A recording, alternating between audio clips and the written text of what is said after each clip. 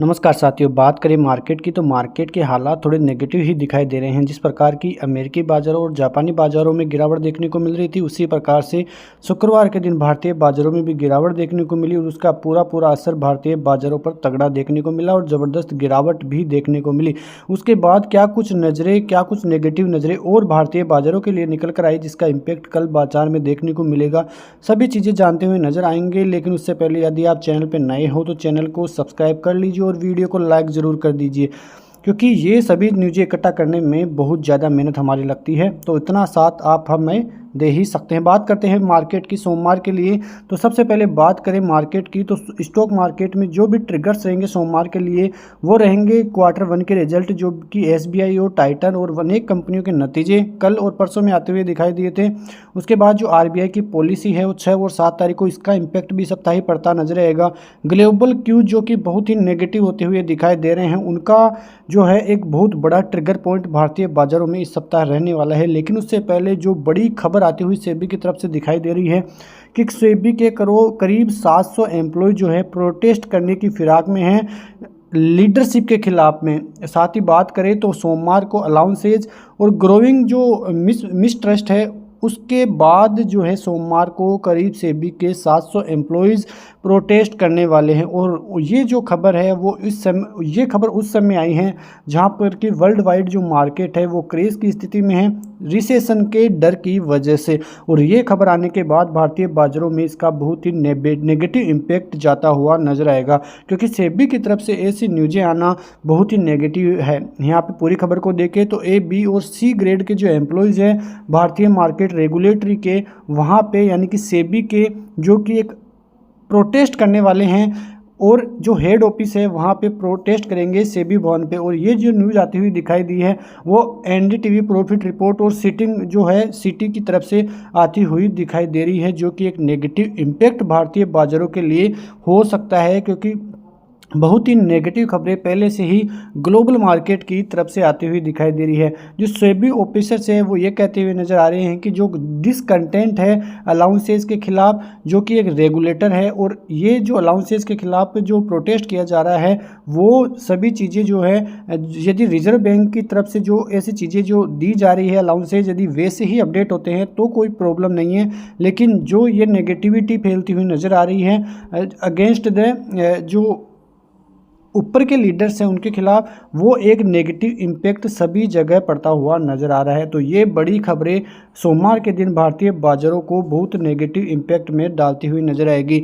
अमेरिकी बाजारों की बात करें तो वहाँ पे S&P 500 में करीब 2.5% तक की गिरावट शुक्रवार के दिन देखने को मिली थी, जो कि 2022 के बाद सबसे निचला स्तर देखने को मिला था कि इतनी बड़ी गिरावट देखने को मिली। वहीं डाउ जोन्स में भी एवरेज करीब 2.5% तक की गिरावट देखने को मिली थी, करीब 954 पॉइंट की।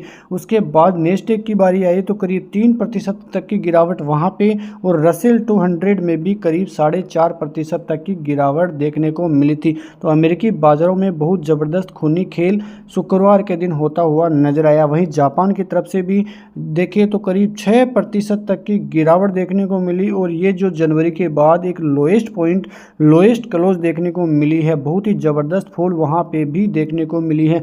तो ग्लोबली देखें तो एक नेगेटिव इम्पैक्ट वहाँ से पड़ता हुआ दिखाई दिया है। उसके बाद एक और नेगेटिव खबर की बात करें तो इंडिया का जो फॉरेक्स रिजर्व है वो करीब $3.5 बिलियन से गिरता हुआ नजर आया है, जो कि एक हाईएस्ट पॉइंट था पहले। उससे पहले वहाँ से गिरावट जो है फॉरेक्स रिजर्व में आती हुई दिखाई है। तो इसका कोई ज़्यादा नेगेटिव इम्पैक्ट तो नहीं, लेकिन फिर भी ये खबर भारतीय बाजारों के लिए थोड़ी नेगेटिव ही है, क्योंकि फॉरेक्स रिजर्व में कमी आना एक नेगेटिव इम्पैक्ट भारतीय पॉलिसी की तरफ से माना जाता है। वहीं ग्लोबली जो चिंताएं आती हुई नज़र आ रही हैं, सबसे ज़्यादा चिंता मिडिल ईस्ट की तरफ से आती हुई दिखाई दे रही है, क्योंकि यहाँ पे जो हिजबुल्लाह है उन्होंने डजन्स ऑफ रॉकेट जो है इजराइल की तरफ लॉन्च की है।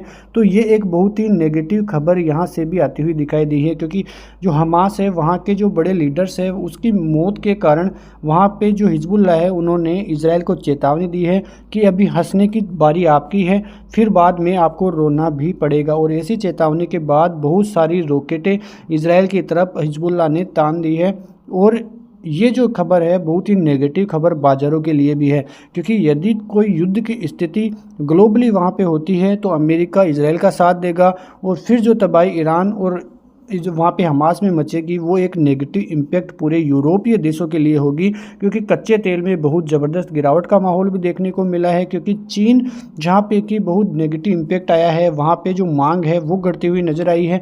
तो ये सभी चीज़ें जो है एक नेगेटिव इम्पैक्ट ग्लोबली डालती हुई दिखाई दे रही है, और इसी वजह से अमेरिकी बाज़ारों में एक बड़ी फॉल का कारण ये भी बना था, और ग्लोबली संकेत जो कि भारतीय बाज़ारों के लिए भी नेगेटिव होते हुए दिखाई दिए हैं। तो आप पूरी वीडियो को ध्यान से सुनिए, क्योंकि सभी चीज़ें जो कि नेगेटिव और पॉजिटिव पॉइंट सोमवार के बाजार के लिए हैं, सभी चीज़ें हम यहाँ पे पेश करते हुए आपके सामने नज़र आने वाले हैं। यहाँ पे देखिए भारतीय बाजारों को, तो यहाँ पे एक वीकनेस जो है आगे भी बनती हुई दिखाई दे सकती है नेक्स्ट वीक के लिए भी।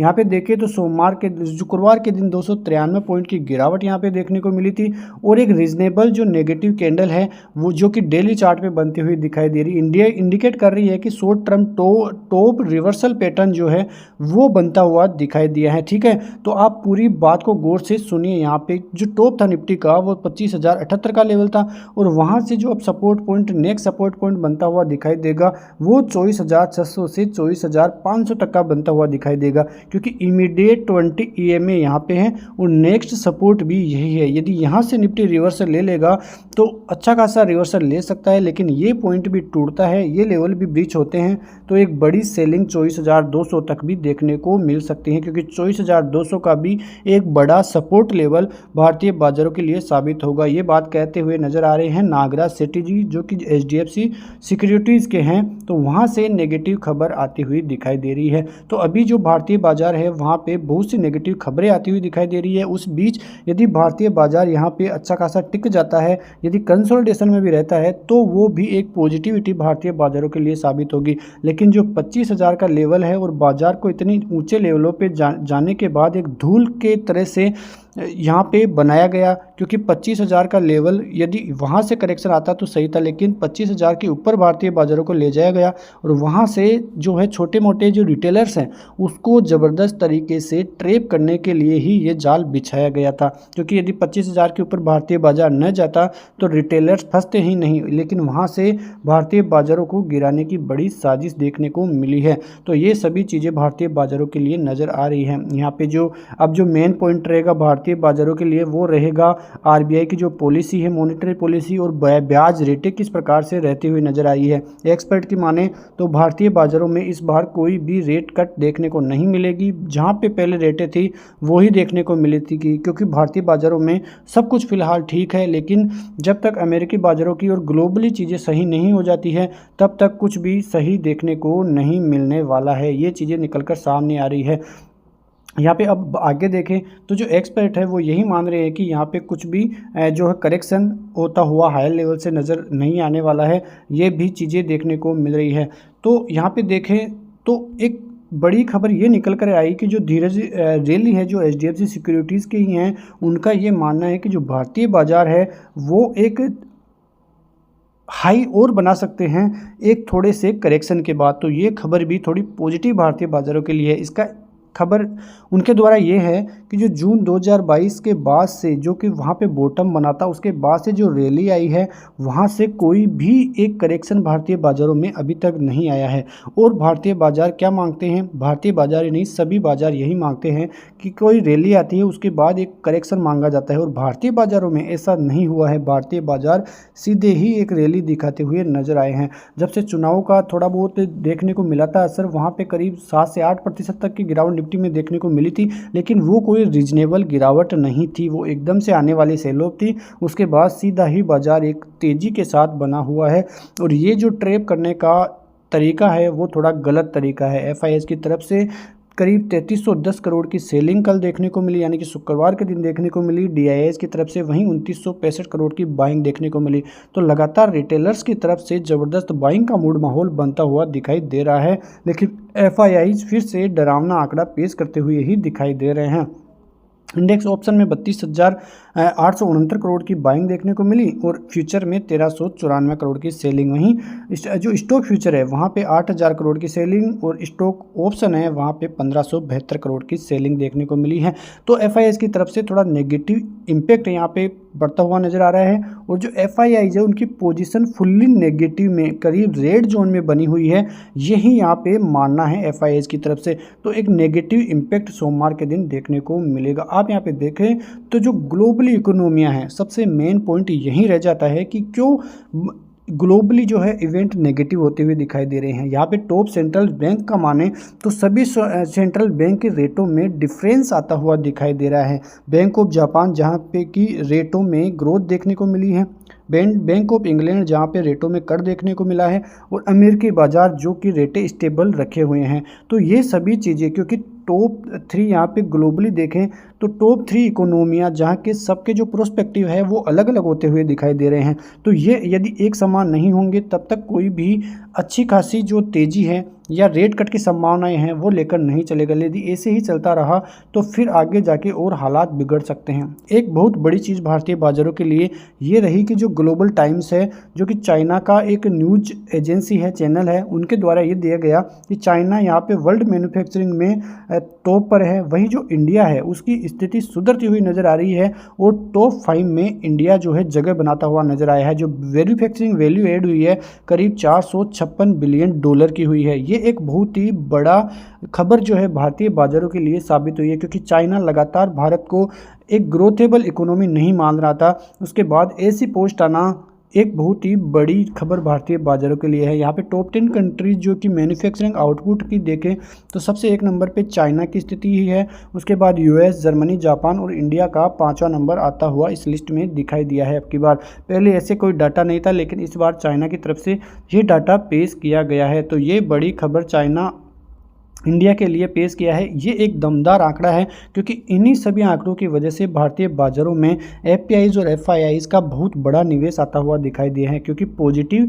खबरें इस प्रकार से ही वर्ल्ड वाइड बनती हुई दिखाई देती हैं। एक और बड़ी पॉजिटिव खबर भारतीय बाजारों के लिए ये आई कि जो जीएसटी का कलेक्शन है वो 10% बढ़ता हुआ नजर आया है और 1.82 लाख होता हुआ नजर आया है, लाख करोड़ होता हुआ नजर आया है जुलाई के महीने में। यानी कि 10% की ग्रोथ, बहुत ज़बरदस्त ग्रोथ जीएसटी के आंकड़े में देखने को मिली है। तो ये पॉजिटिव खबर फिर से भारतीय बाजारों के लिए आती हुई दिखाई दी है। तो कुल मिला के देखें तो भारतीय बाजारों के लिए ग्लोबली इम्पैक्ट जो है अभी नेगेटिव ही है। तो थोड़े सपोर्ट जोनों को आप ध्यान में रखिए। जो सबसे बड़ा सपोर्ट जोन है 24550 का एक अच्छा सपोर्ट जोन है जो कि 20 EMA भी है, इसको ब्रीच करता है तो इसे मानना कि भारतीय बाजारों में थोड़ा सेलिंग साइड की तरफ जाता हुआ दिखाई दे सकता है। फिलहाल यदि आपको ट्रेड ही लेनी है तो थोड़ा वेट कीजिए, कई स्टॉकों में अब फिर से मौका मिलेगा करेक्शन के बाद, उसके बाद आप ट्रेड कर लीजिए। पिछले वाली वीडियो में हम सभी चीज़ें चार्ट्स के लिए जो है बता चुके हैं आपको और सभी न्यूज़ें जिनका कि इम्पैक्ट सोमवार को पड़ेगा वो कई चीज़ें पहले से ही हम बता चुके हैं। ग्लोबली जो न्यूज़ें थी वो बता चुके हैं जिसका इम्पैक्ट सोमवार के दिन पड़ता हुआ नजर आएगा। लेकिन सबसे बड़ी खबरें जो कि आज के दिन होती हुई दिखाई दी उसमें जो मिडिल ईस्ट की जो क्राइसिस है वहाँ पर आप देखिए, उसके बाद जो फॉरेक्स रिजर्व में डिग पाई और जो सबसे बड़ी खबर आई सेबी की वजह से जिसका कि इम्पैक्ट सोमवार को पड़ेगा यदि ऐसी कुछ खबरें सही साबित होती हुई दिखाई देती है। तो यदि वीडियो अच्छा लगा हो तो सब्सक्राइब जरूर कीजिए, चैनल को लाइक जरूर कीजिए क्योंकि ऐसी ही खबरें रोजाना आपको मिलती हुई दिखाई देगी कि जिससे कि आप ट्रैप में फंसने से बच चुके। तो ये सभी चीज़ें सोमवार के दिन इम्पैक्ट करती हुई दिखाई देगी। मिलते हैं नेक्स्ट वीडियो में, तब तक के लिए जय हिंद, जय भारत, वंदे मातरम।